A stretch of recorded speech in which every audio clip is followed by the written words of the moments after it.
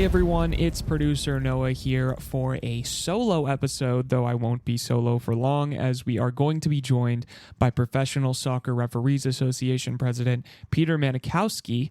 But I wanted to lay the groundwork for this episode before we jump into our interview, because I think it's really important to talk about what we're going to talk about.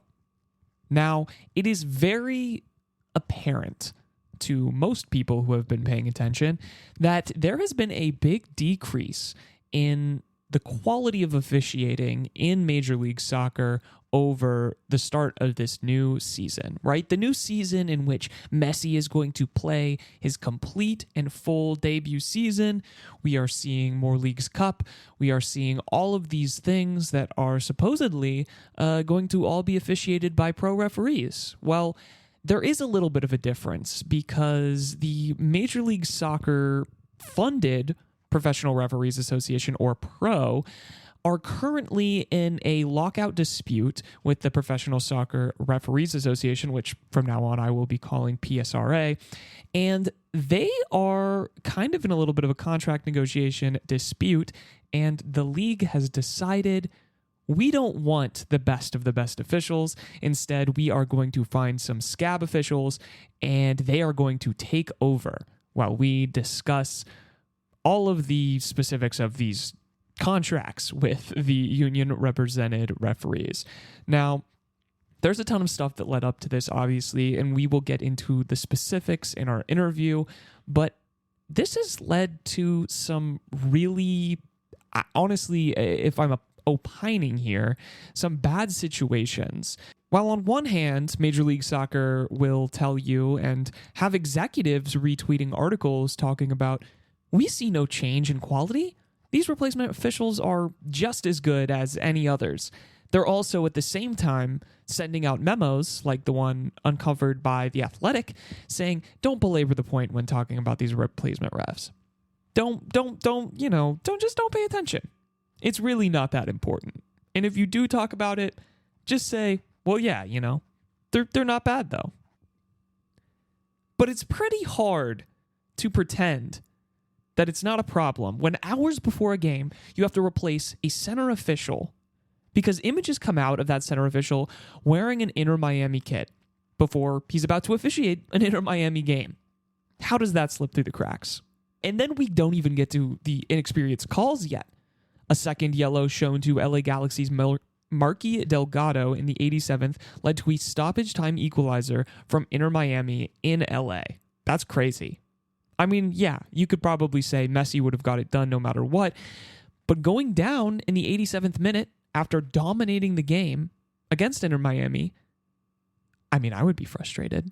Especially when the next day at practice, Sergio Busquets, who was fouled, said there was no contact and that the second yellow probably shouldn't have been shown. Now, then we go into Sporting Kansas City versus the Philadelphia Union this past week, where a missed deflection resulted in a corner being called when the Union were the one who put the ball out in the first place.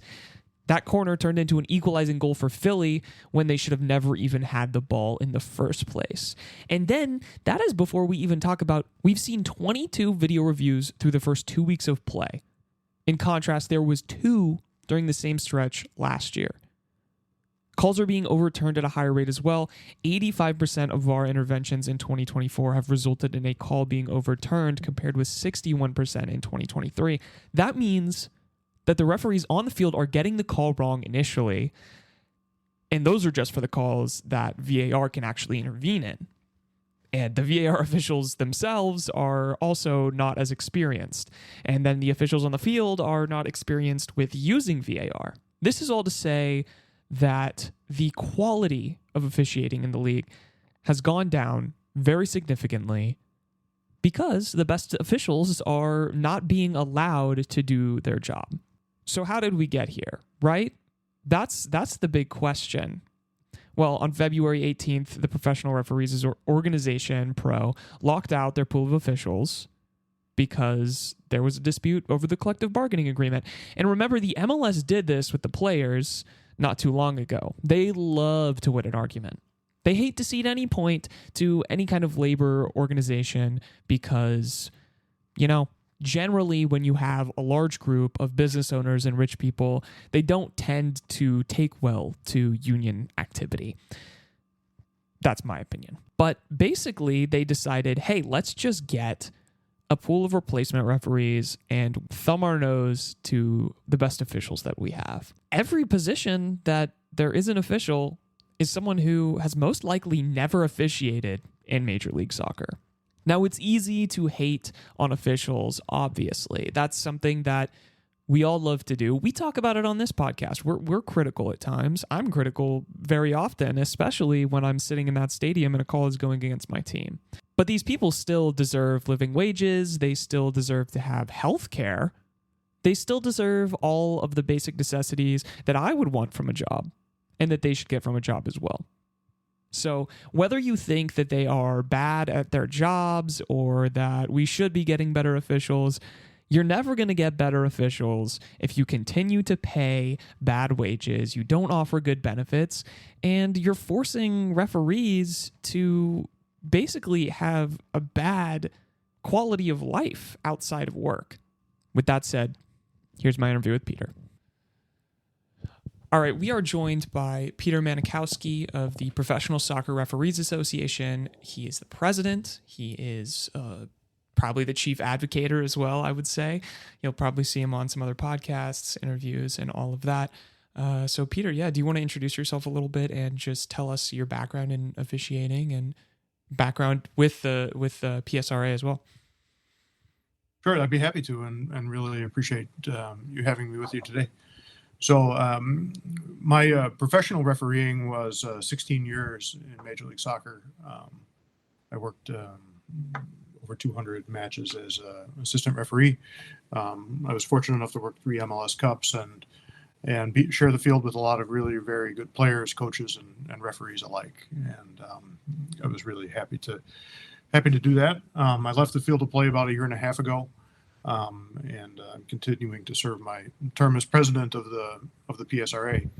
For the PSRA, I've been 11, 12 years since we started our original organizing effort to truly unionize the officials. Prior to that, we were an association of officials, but in 2012 and 2013, we unionized to get certified bargaining rights with Pro. And that's kind of where the story began for this. Awesome. Yeah. And I think something that maybe a lot of people don't understand completely about this situation is the relationship between Pro and the PSRA, or at least fans in this situation. So do you want to describe just a little bit how that relationship works between you two?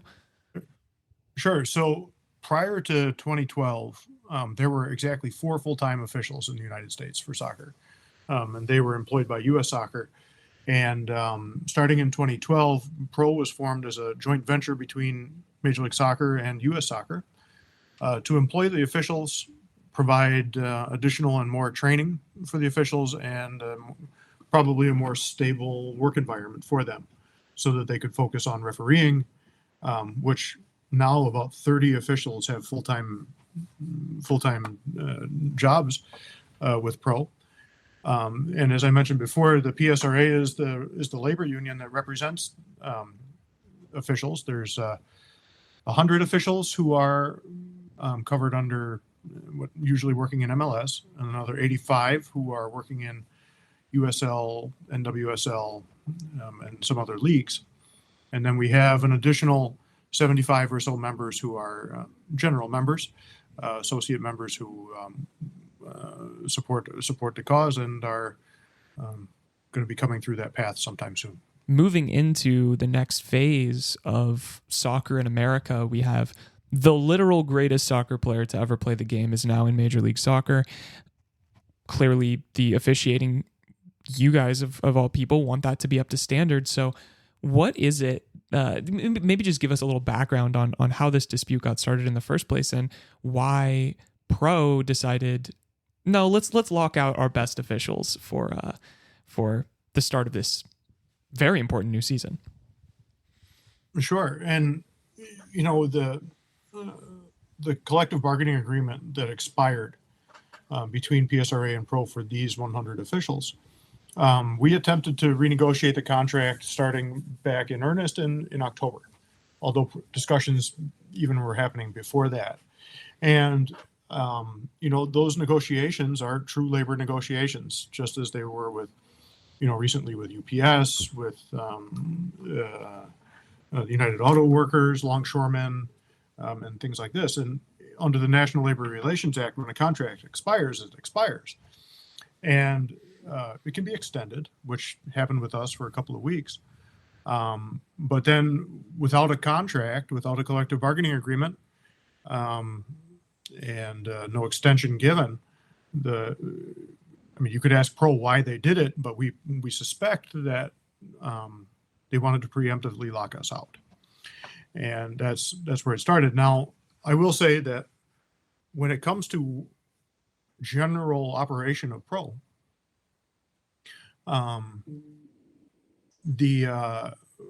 we have a very good relationship with those Pro managers. Day to day, we do excellently well together. We have our squabbles, but we solve them in a business-like way. But when the contract expired, the issues of money and travel benefits and how to bargain really became important, came to the forefront. And these were issues that we have not solved and not gotten a new ratified CBA yet.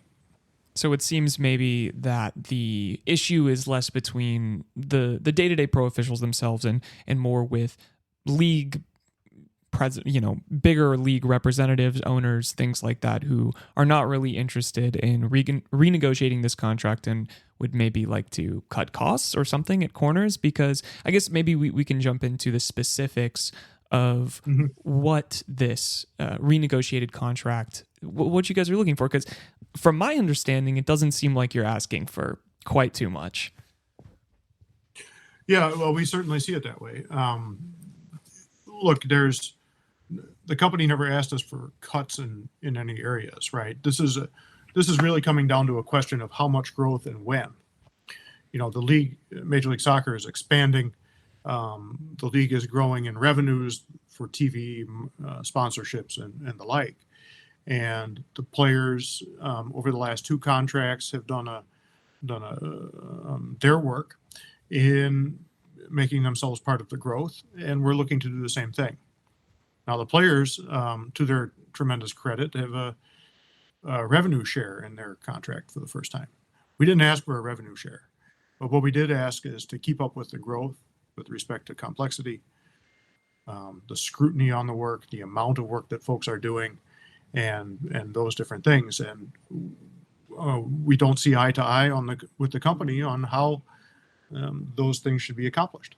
I just want to get some specifics on the things that you guys are bargaining for, the important things that just down to the brass tacks. Maybe we bullet pointed mental list here. What are you guys looking for specifically? Right. So the first one is wages, and in particular guaranteed wages, right? So that even if an official was to get hurt, the guaranteed component of pay would continue to come. And as you might expect, this is a big deal.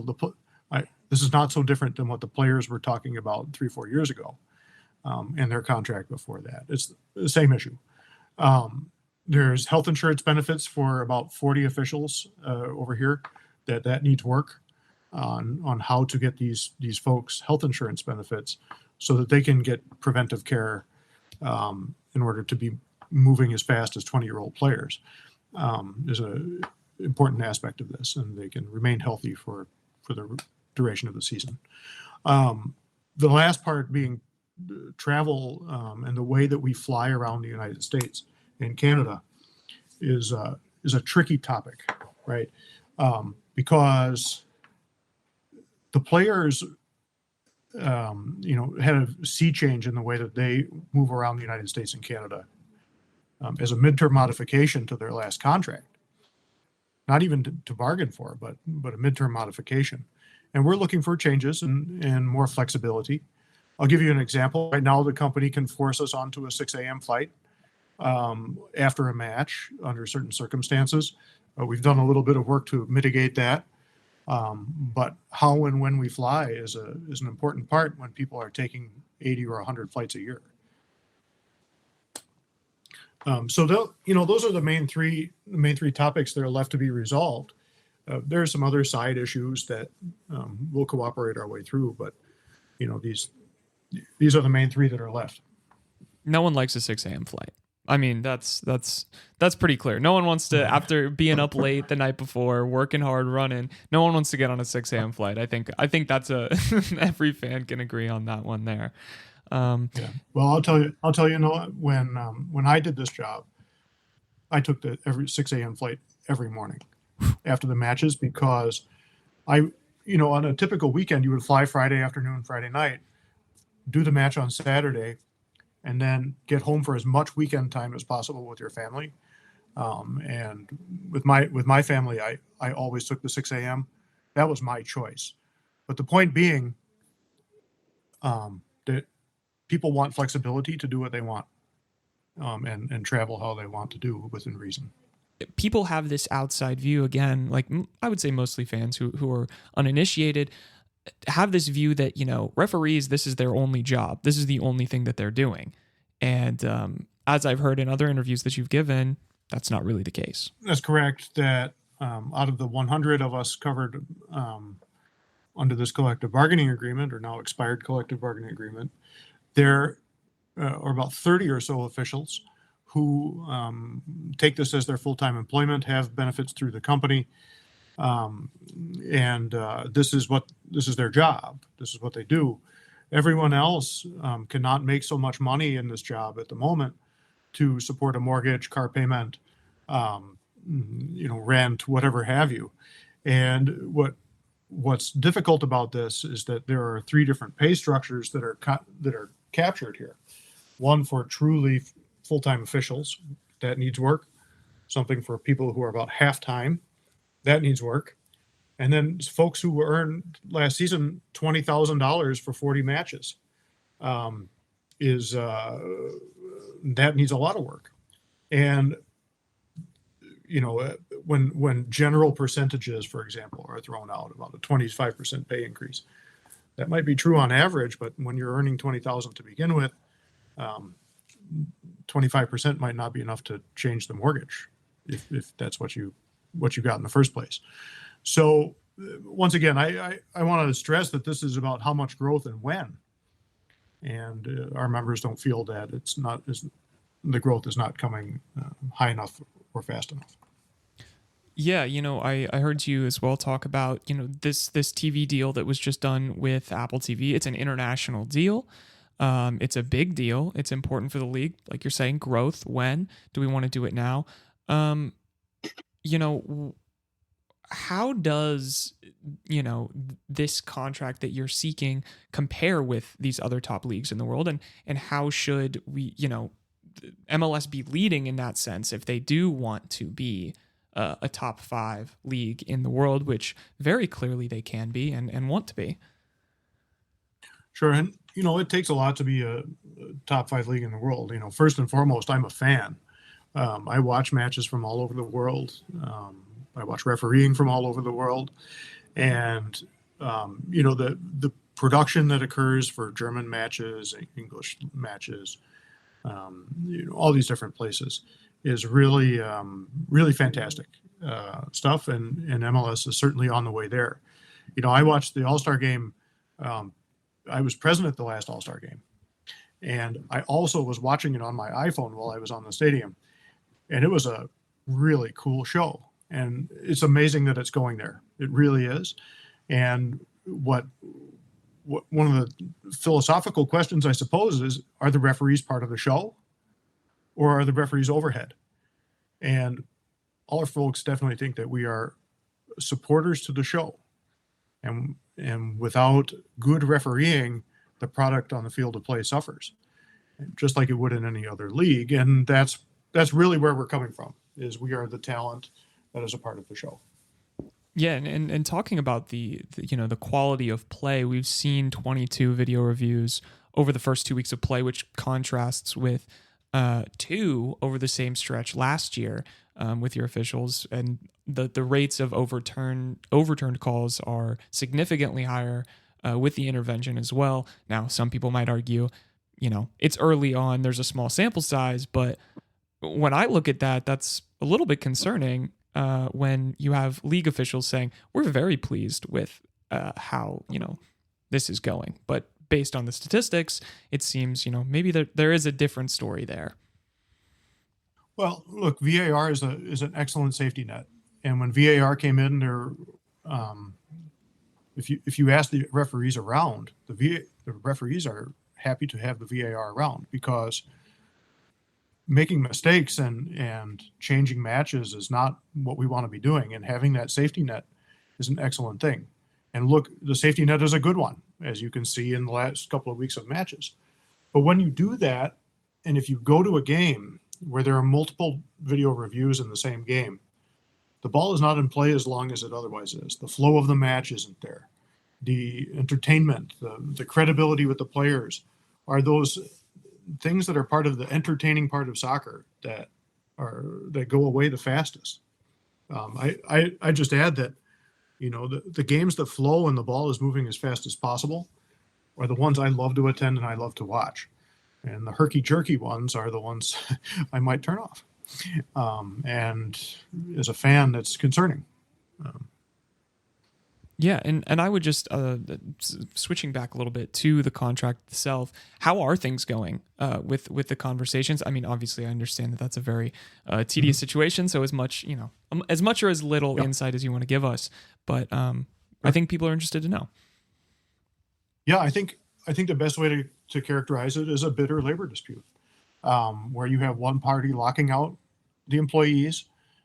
We have the membership with outstanding solidarity. We have 100 officials standing together, and the other members and the referee community, for the vast majority of them, are sticking together, standing with us, which is something I haven't seen before. If you would have told me any year before this that you would have soccer referees picketing in Manhattan on 38th Street near Fifth Avenue, I would have never believed you. And it's truly a testament to the member solidarity that folks are picketing in New York, Dallas, to share their story and to let people know what's happening. With respect to the bargaining, we had negotiations a little bit last week. This past Monday and Tuesday we met again, and the parties are talking. The parties are talking through the mediator sometimes from the FMCS, but there is no movement to speak of. What I would say is that it's apparent to the union that this isn't about money right now, that this is about extracting pain upon the membership, teaching the membership a lesson, and all those other goals of busting the union that the company might have. And when things turn that way, it's difficult to have productive discussions. So when the league and when Pro want to come and talk, we're here to talk and we have solutions. But right now, that's not what it's about in our estimation. So in your estimation, it seems as though this is more of a move to push out the unionized officials and replace them potentially with a new crop that just has no power against the league. Is that what I'm hearing? I'm not so sure it's that. I think it's more about busting the union solidarity and potentially busting the union. And it's disappointing, although MLS has never been a union-friendly workplace, right? That we perceive that's partly what it's about right now, which is to say to scare enough members to incorrectly perhaps incentivize them to vote one way or the other. Right now Pro has this dual track proposal on the table. The first track being revote the first tentative agreement by Monday, or otherwise we're going to be offering less favorable terms. And a dual track proposal like that is, we perceive it to be a bully tactic and a way to try to get the members to break their solidarity. And as president of the union, I'm expecting this. This is not new. And our members, we're sticking together. In a recent conversation that Sounder at Heart had with retired MLS player Will Bruin, he shared that the consistency of knowing and understanding the officials is such an importance to his game and player safety. You have the MLSPA coming out and saying that this is going to be unsafe for our workers, and they're standing with you. You have fans who are very clearly noticing a decrease in quality, and this all seems to be over a per team increase of around $100,000. And I know you've touched on it a few times, but that seems a little bit ridiculous and seems as though, which Will Bruin categorized it as this, the league and the owners are, like they try to do a lot, just trying to win an argument for argument's sake. Yeah, and I think that's the way that we that's the way we see it too. And Will Bruin, I always like sharing the field of play with Will Bruin. He was always very kind to me, and I hope I was kind to him as well. And but Will Bruin is also one of the smartest players that I encountered, with the way that he perceived things and the way that he was going about everything he was doing. And so I always tried to listen to what he was saying, and I think he's got it right on this one. And when it comes to the idea of player safety, soccer is a hard game. It's a game full of a lot of contact, and when players walk onto the field of play and see our referees refereeing there, they know more or less where the line is of what's going to be acceptable today, right? And it doesn't move too much from there. Sometimes things are missed, of course, but familiarity when people are moving this fast is very important. And I would just finally close that by saying that when you go to work, whether your job is in a post office or your job is at a school or your job is at an auto plant or whatever have you, and you rely on other work groups to accomplish what you are trying to do, replacing half the workforce or replacing some part of the workforce makes everyone else's job in that workplace more difficult. So, this is a production taking many parts, and one giant piece is missing right now. I think the best way for fans to kind of understand that too is when you have MLS teams maybe represented in Champions League, and then there's a different level of officiating, and they're like, oh, it's CONCACAF, all of this stuff. I'm like, well, these officials in their own wherever they're officiating, that's how that people will understand that. And when you jump into a new league, completely new referees, it's going to be a change, and it is very clearly important to one. I feel like it's also important that players and referees have these relationships, and that helps de-escalate things quite a lot. It does. And one of the things that we noticed in 2014 was when the lockout occurred was that the players were a little bit more not going so fast as they usually do. Let's put it that way. Back in 2014, there were some matches that were awfully stale compared to how they might otherwise be. And, we're fans too. And there are some matches that have been slower, we think, than they might otherwise have been because of that lack of familiarity, which is we're not sure how the referee is going to take care of a problem if it arises. So let's avoid it altogether. And I'll say it again, is I love very fast soccer and the ball moving around like crazy. And I want to see it again. I really do. So I guess that brings me into my final kind of point here is how can the community support you guys? I mean, it's funny because you see a lot of fans will rag on officials all the time. It's like it's a trope, right? But I think it's important that if you want something to complain about MLS treating its workers unfairly. And how can we help you with that? Well, the first part is that the struggle that we 100 officials are facing right now, and really soccer officials everywhere in the United States, is a matter of respect.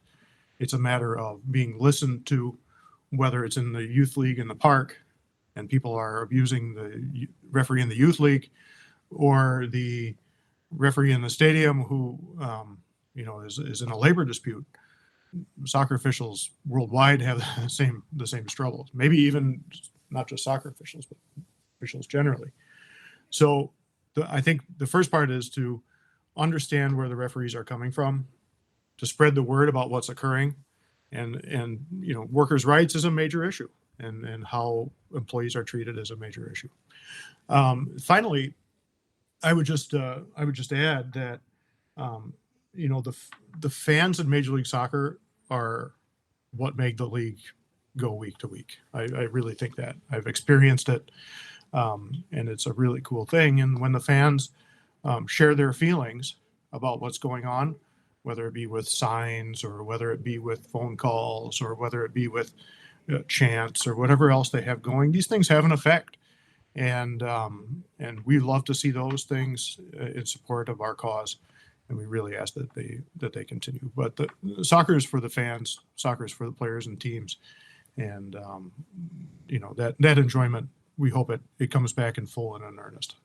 Is there anything else you'd like to share, or anything we didn't cover that you want to touch on? No, really. That last part is what it's about, which is, workers everywhere struggle with these things, and now is our time, and we ask that workers, when we work together, that's what we get the improvements we need. So I really want to appreciate your time, and it was great to be here talking with you. That was Peter Manikowski of the Professional Soccer Referees Association. Thank you to Peter for chatting with me today. If you enjoyed this episode, go ahead and give us a rate. If you didn't enjoy it, well, also give us a rate. Why not? Who cares? I'm Noah Riffe. You can find me on Twitter at Noah Riffe, NoahRiffe. And if you guys love Sounders content, if you love Major League Soccer content, obviously follow us on your favorite platform. We are Lobbing Scorchers. Ari will be back on Monday for our regularly scheduled program. I hope you enjoyed, and we'll see you on Monday.